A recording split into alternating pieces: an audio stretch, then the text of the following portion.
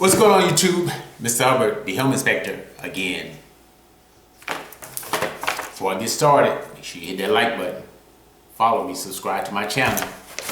So today I picked this up, okay? Home seller guide. Home seller guide.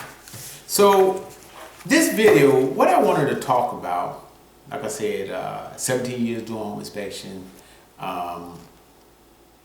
There's a lot of things we encounter. I mean, I got a lot of stories I can tell you. 17 years doing this business, I can tell you a lot. So this video, what I wanted to talk about was sellers. People selling their houses, getting the house ready. You got a buyer and you get your house ready, okay? So as a seller, well, of course you're gonna take advice from your listing agent, your agent that's representing you, okay? They want to stage your house, they want to get it all ready, they want to prep it, they want to get everything right. Say, hey, we listing the house, we getting this, we got the photos, we got it all on the website, we're good to go, the whole 9 yards, house is ready. And of course, the agent's going to give you all their recommendations and advice to sell the house, okay? So in this video is going to be recommendations or advice from a home inspector side, what we encounter, some of the things we be wanting to just say to these sellers, okay? So to get started in this video, all right? So the first advice that I give sellers: clean your house. Clean your house. Well, Ms. Hubbard, if they got a listing agent, the agent should tell them they should clean the house. Yeah, that's true. But, there's a but.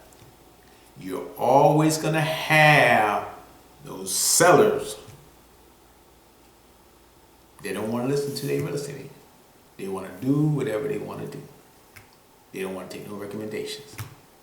So now, the recommendation you're gonna hear from the home inspector: clean your house.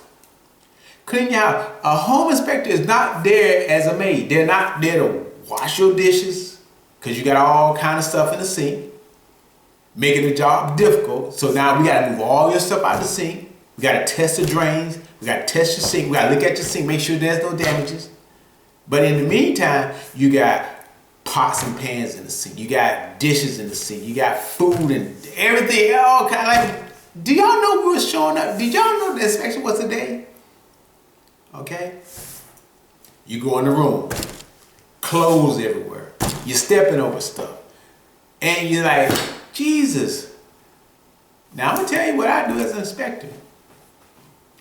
If I could get to a window without crawling over all your dirty clothes and trying to crawl over your bed and all that,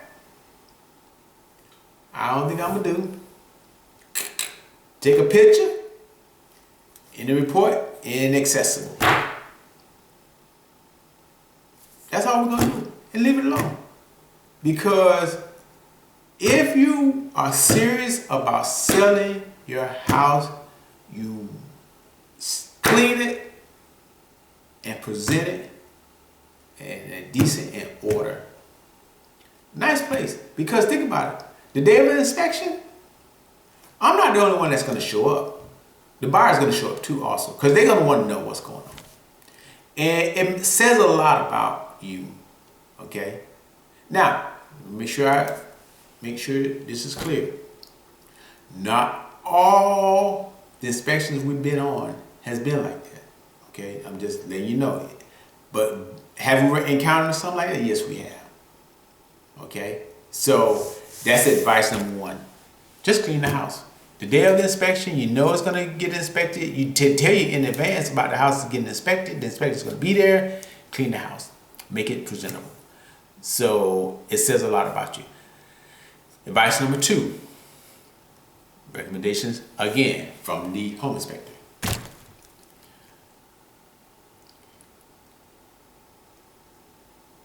Let me see. Make sure I say this right. Okay. I know it's your house, but you don't have to stay for the inspection. Okay? That's recommendation number two, or advice for number two. Don't stay at the house for the inspection as a seller, because in my opinion, I think it's a conflict of interest. I know it's your house. I know you're trying to sell it. I know you got personal items in there. I know you got a lot of things in there. We got it. Okay, we got it. We completely got it. A good inspector, when the house is occupied, when he goes through and he can't get access to it, he's just gonna take a picture and say, hey, take a picture, couldn't get access to it. We don't want your stuff. We don't want to go through your personal items like some people. Oh, he went through my drawer. No, we don't. Inspectors don't go through your personal items like your drawers. Okay. We'll look up under bathroom sink.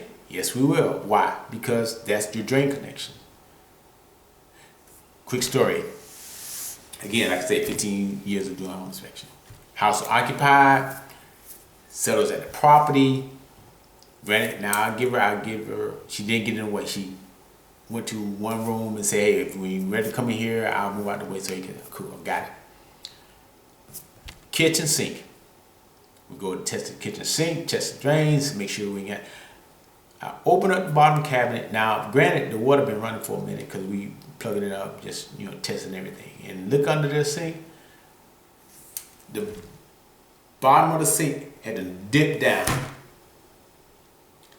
Moved a few cleaning supplies, moved a few things out the way, and this seller had a leak that looked like it's been going on for a long period of time because the bottom of the cabinet had dipped down, it was brown, it was messed up pretty bad and everything, okay? So, again, like I said, this is something we have to check. Again, yes, we're gonna look under the kitchen sink. Yes, we're gonna look under the master bathroom sink. Yes, we're gonna look under the hallway sink, and if you have a guest bathroom, yes, we're gonna look under. So that's the job of the inspector. We're gonna look up under the sink, okay?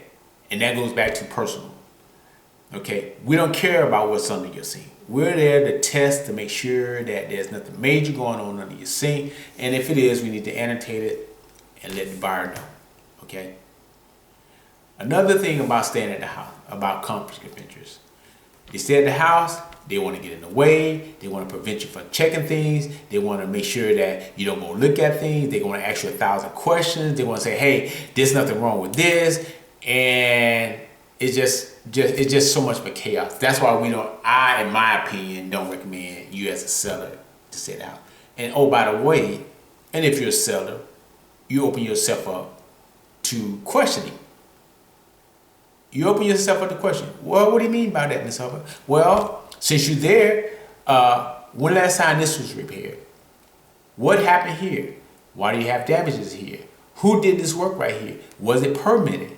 Did you get a contractor to do this work? Or did you do the work?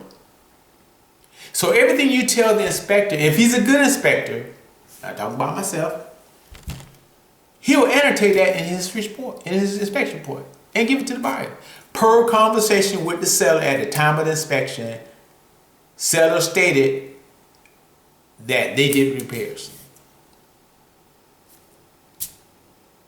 Okay? So, advice or recommendation number 2, as a seller from the inspector, do not stay at the house for the inspection.